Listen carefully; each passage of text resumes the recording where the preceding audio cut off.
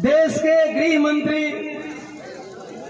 आदरणीय अमित शाह जी, चूंकि संविधान नहीं बताता कि किसी को असंवैधानिक तरीके से संबोधित करें और हम संविधान को मानने वाले लोग हैं। सम्मानीय गृह मंत्री जी बोले कि आजकल अंबेडकर अंबेडकर अंबेडकर अंबेडकर एक फैशन हो गया है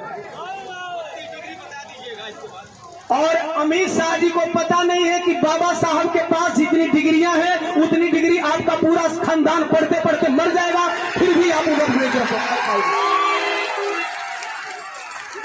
यूं ही नहीं अंबेडकर अंबेडकर होता है। अमित शाह जी, मैं बता देना चाहता हूं कि अगर आप भी गृह मंत्री बने हैं तो यह भी बाबा साहब doctor B are Ambedkar ji का देन है।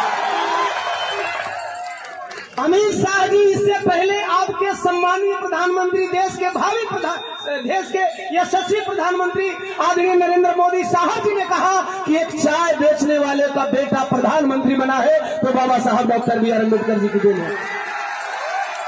आप कहते हैं जितनी बार अंबेडकर का नाम लेते हैं उतनी बार भगवान का नाम ले लिए होते लोग तो स्वर्ग में चले गए होते। अमित शाह जी, शायद आपको पता नहीं है, भगवान को भी संविधान से ही न्याय मांगना पड़ा। आपको इस बात की जानकारी होनी चाहिए।